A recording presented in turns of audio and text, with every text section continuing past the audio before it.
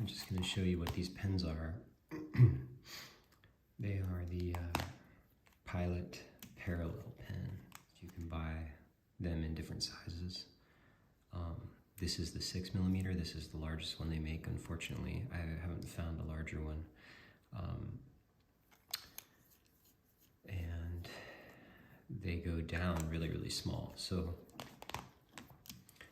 they're intended to be used for calligraphy. And you can kind of see the tip of these here has some texture to the metal, and that's how you get that raking line. And I can show you. Generally, I just use this giant one for everything. They have refillable Pilot Parallel Pen ink cartridges. I'm sorry, they're not refillable. These are disposable, but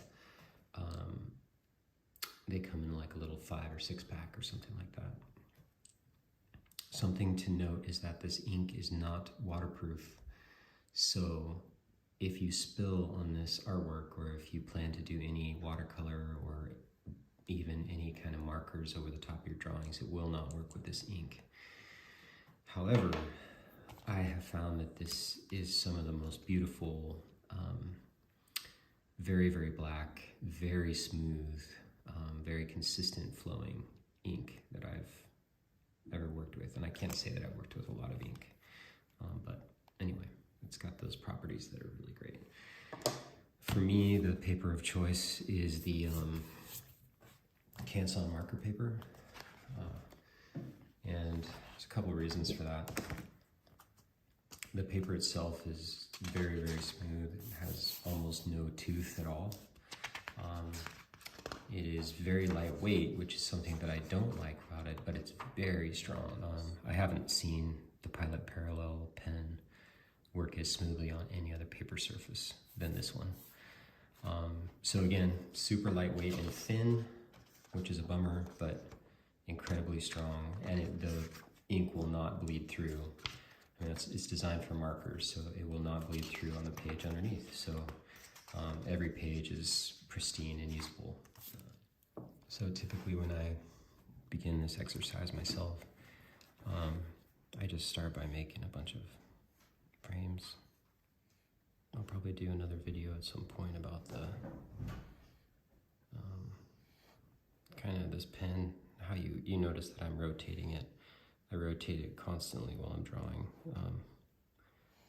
and hold it a lot of different ways. It's one of the most versatile tools that I think I've ever used, and so for me it's just a really great sort of expressive tool. And again, keep the frame small, and your tool, mark making tool, very large. You can see how a big mark can fill a lot of the paper this way. So one thing that's fun to do is just to start by kind of blocking in, shapes. You can see that kind of raking line that I talk about is just from pulling the pen and lifting it, pull and lift, or very short stroke like that. So it's kind of cool if you want like a dark scene, you can indicate, some text or something on by just, blocking that in. So maybe what we'll do on this one is just have a big black frame.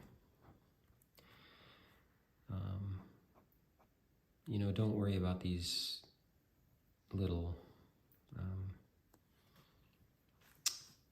hallmarks or whatever you want to call it of white that the paper leaves through. I think that lets the image breathe a little bit.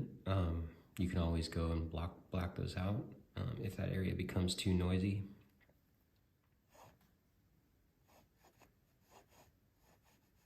You probably know that I draw a lot of trees.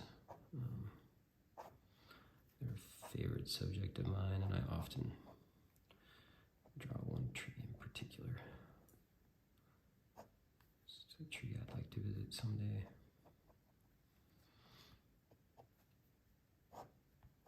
I mentioned this in my notes, but it's very important to just draw the things you love to draw. Drawing should be a delightful, kind of joyous endeavor, part of your day. You're not here to prove anything to anyone.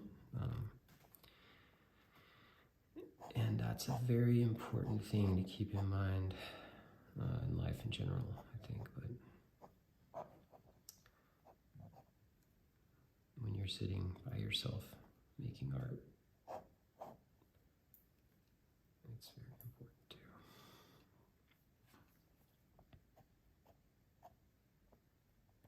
You'll see sometimes I put the indication of some thoughts or words, something the character might be thinking or saying.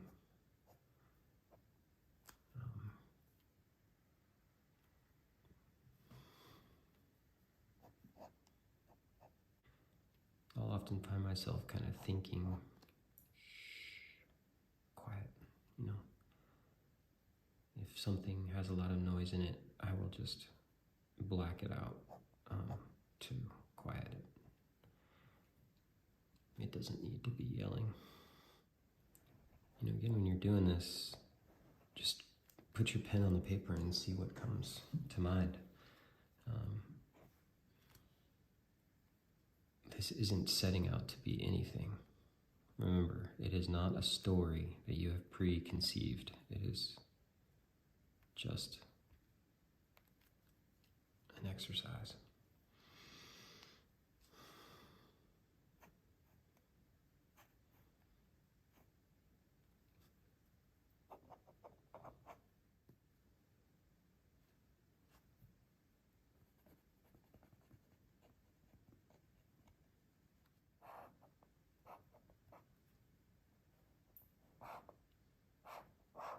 Oftentimes in this exercise for me,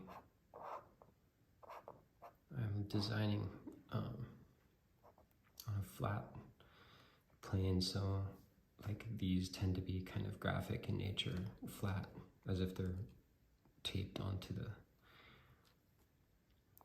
the frame, whereas some of these indicate a little bit more perspective. There is no right or wrong. What you want is variety, because this is an exploration exercise.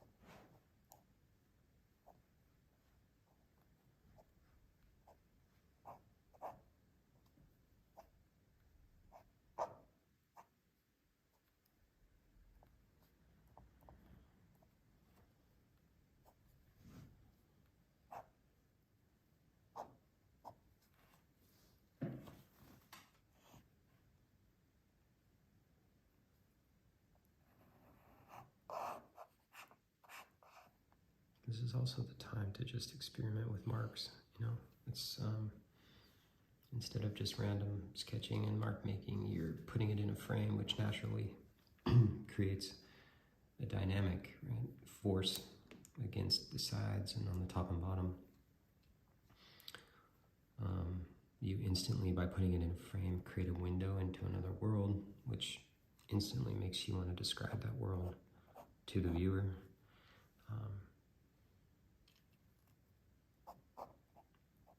But don't be afraid to think in abstraction and change what you might have planned on. Remember, no plans.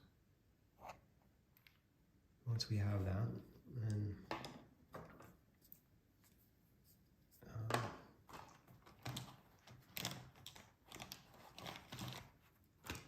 take a fine liner.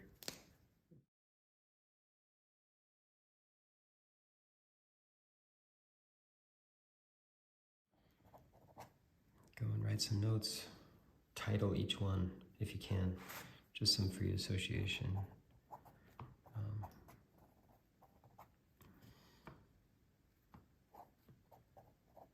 And the reason we do this is because we associate a word and a title with an image, and we might come back to that image and it might inspire a story. A story might unfold as you're writing.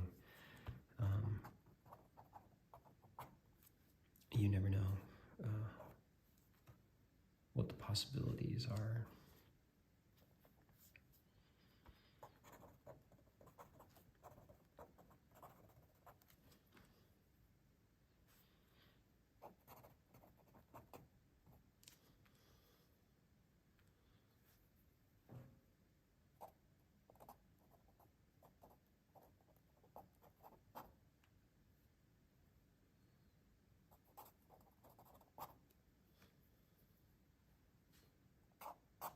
Okay. Not very pretty, but super fun to do. 10, 20, 30 minutes, an hour you can spend on this exercise, and it will not be wasted. I promise you, you can create sheets and sheets and sheets of these, and everything will hold potentially the seed of a story. All right. Thanks so much. Until next time.